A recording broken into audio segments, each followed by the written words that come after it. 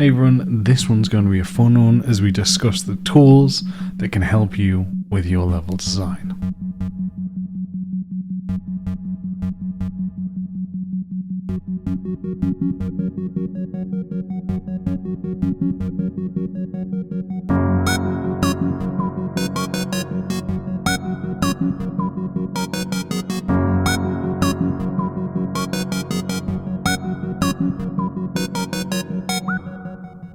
Hey everyone, I hope you're well, playing and making the games that you all love. You're joining me, your host, Principal Level Designer, Max Pass. Absolute pleasure to have you listening into this show. I hope you're playing and making the games that you all love. And yeah, just really happy to be here with you all. Hope you're happy, having a great week, and all of that. Yeah, this topic we talked about is the different tool sets. During the recording of this episode, I had it where I had released a video of one of the tools that I helped to make at a previous company, and just kind of, I enjoyed seeing people's response to that, and it just made me realize, oh yeah, each studio, each game has different set of tools and different requirements, right? And every place is really different and really cool ways to work, and others may not, and I think it's important to kind of discuss that and share some of the cool tools that I think help make better level design.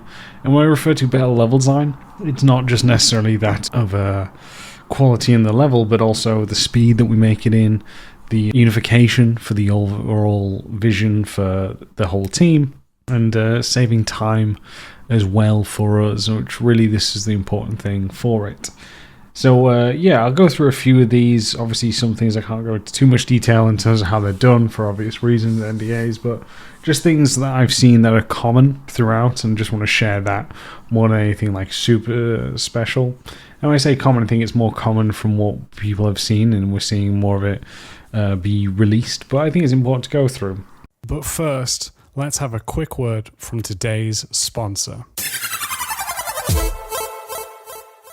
Today's sponsor is none other than me. What I've done, everyone, and I hope you're excited for this, is I've actually created a level design kind of store. What I've done in this store is put up different kinds of tips and tricks that you can find there, whether that be my actual ebook itself, to that of level design pamphlets focused on different things such as traversal, stealth, breaking into the industry, as well as different talks that I have done which you cannot find anywhere else other than on this store. So if you are looking to improve on your level design skills and processes, then check out the Level Design Store, which will be down in the description below, where there'll be a link to find this. All you need to do is head over to gumroad.com/level design lobby. I hope you like what you see, and I look forward to hearing your thoughts. Thank you, and now back to the show. So let's go through the very first thing for me. And for that, I think it has to be LD kit pieces. Now, some studios will have it where you work in modeling software, whether that be Max, Blender, Maya. Others have it where you use in-engine tool sets. Now, obviously, it all depends if you're making one that's more strict in, say, that of a cityscape, more urban area, or something that's much more organic and nature focused. There'll be different ways and best practices. But for me, I tend to think that LD kit pieces are the best thing for us to have, just for a couple of reasons. One, it comes from the fact that if you have kit pieces, it saves, well, firstly, it helps you make sure the metrics are correct, right? Because the metrics have been defined, they have been translated into kit pieces, you then use them, everyone has that, and there's less room for error. I think it's the important part.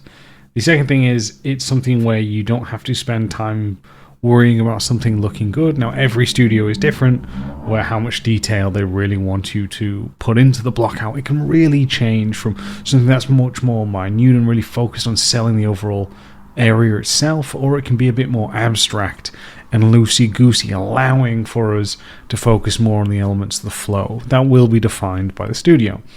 But by having LD kit pieces for it, I think it's a good one to have.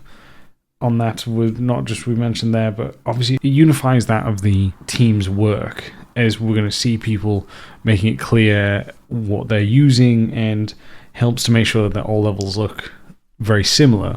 We don't use it to restrict creativity. I've seen amazing people make some incredible stuff out there for it that is just through the same kit pieces for it. So it's not actually that. I think the other thing for it as well is it reduces chance on messing up on metrics. We talked about them all being unified, but I've seen it where we have it, but people have to use like 3 to 4 squares to make a door versus just having one kit piece, right? I think that's important. And then when art come in, it's quicker for them to replace it as well, which is never a bad thing. Yeah, so the LD kit pieces, I think it's always great. Personally, that's how I think it's a great way to work. I'm sure there are other benefits in different ways. The next one for it would be that of rulers. Now, this is really simple in terms of how you can make. You can just literally grab a bunch of cubes. Say if we've got something that we're trying to measure, whether that be, say, jump height or jump distance, we can create a set of rulers of just cubes all going up or horizontally. That way that we can all see, okay, this is how far a standard jump is, this is how far a double jump is, and you can place that in your block out to make sure you've got that. Now, you do have certain rulers, quote unquote, that you can create in different editors. I know if you go into Unreal and go to one of the perspective views, whether it's top down or like facing from the east or the west, you can then drag and create a ruler, but you can't do it in perspective. So obviously that can be a bit frustrating. But if you actually create a proper prop prefab of this blueprint, again, it helps measure your metrics and make sure everyone follows it. So these are very simple things that can be made by yourself or by the art team for it. They're really important. I think the next thing is then color coding, right? And with that color coding, it can mean different things. You know, we talked about color coding being that in the sense of cover, right? Or in the tweet, we saw that using it for different things, for certain objects being able to be wall runned on or climbable, these different elements. And by having that in there, I think it's the really important part for it, as it starts to communicate not only to your own team what's going on, but to the broader overall other disciplines involved, so they know what's important and what you're using this space for with gameplay and what they need to replace these assets with. So I think that's always great to have for it, and really one that, really to me makes sense. So yeah, I go with that one.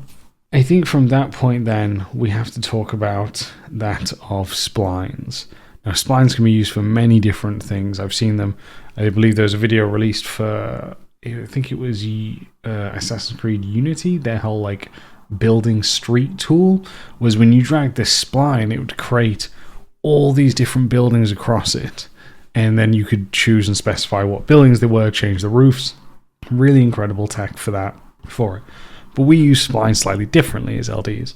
We can use them to help make roads, or we can use them to help with that, say, of AI.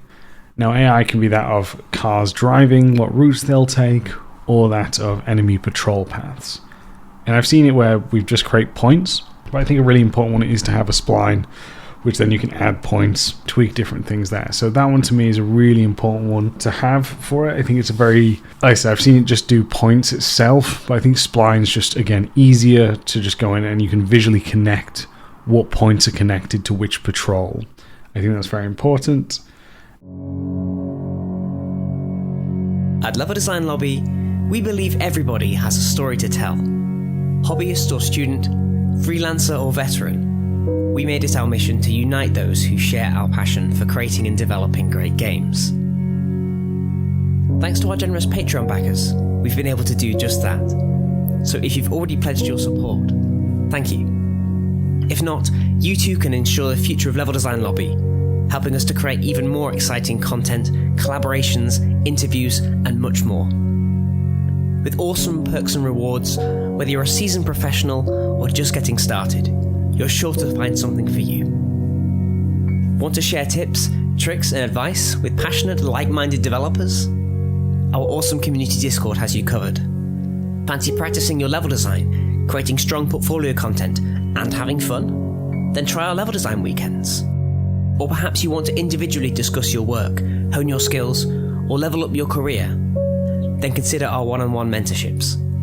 If you share our vision, then go to patreon.com/Level Design Lobby for more information and to pledge your support. Thank you. I think from that as well, I think having prefabs for the team.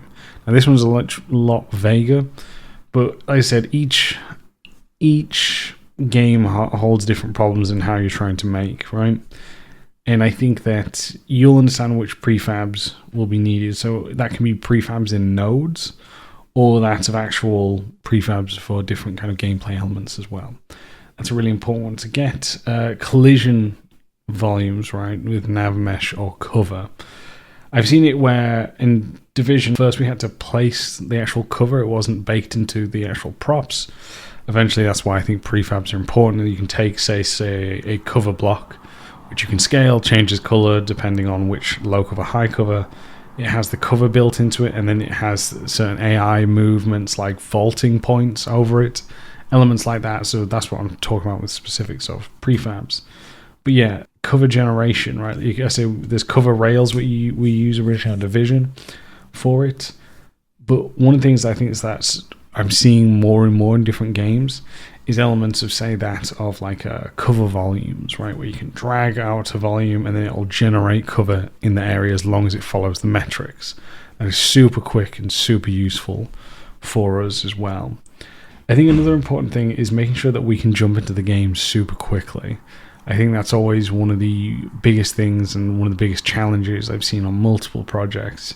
When you hit the play, it can take about 10 to 20 minutes for it. I've seen it get to that bad, and I know there's stories of things taking longer. But I think always getting in and playing as quick as possible is always important, because we need to test, feedback, iterate as much as we can, team. So a quick play button is always good. Now, there are different scripting tools that we can talk about and discuss, but I don't really want to mention them because, again, it's very detailed and over an audio-based medium of podcasting. I can't really show that to you, so it's not, or describe it in such a detail I think is going to be super engaging and also helpful. But those are the things that I think are important, team, for it. Yeah, so we have splines, LD kits, certain prefabs where you can store multiple elements in it to make your life easier. Cover generation as well through volumes, and those are really the main ones for it. I'd be interested to hear what others say. Like I said, I'm kind of just keeping it very vague, but I think those are the tools to have, right? And from that point, it's always good to see more and more of this stuff, right? Where each team has built different tools. Not all of that will apply to every game, as I've talked about, but it really can help make things just a little bit easier for everyone, and I really appreciate that. And that's an important thing, because I think we talk about this, like the higher you get up in the chain, part of your role with helping a team is making sure that they can do it as easy and as quick and efficient as possible, right? And you've got to know ways to help the team. Some of the ways might not work how you intended, but if you can come up, talk to other disciplines, understand what your team needs to make something better, well then there we go. I think that's a valuable addition to any team, to have someone who's constantly looking at that. So yeah, I think that's really important for it. Another thing to have is, make sure when you have variables in, say, that of a details panel, when you select an object, making sure it's not buried under like 3 layers of drop downs. That's always infuriating. Like, making sure you know which team needs to get to which variables the most, right? Don't hide them away. But communicating that with your tech designers, tech artists, programmers, that is a skill upon itself as well, which is important. So that's where we'll wrap it up. I know a little bit shorter, but I thought it was something different, something that, always fun to talk about, for a very different and an enjoyable one. So yeah, that's where we shall end it, my friends. So yeah, if you do want to support the show, you can go over to Patreon. Just as low as $1 a month can just make sure that we keep making great stuff. We also have the great ways to get in contact with me through the email at leveldesignlobby@gmail.com. You can reach me over at Twitter at MaxPairs. And yeah, all the best. Take care of yourselves. I'll catch you all next time.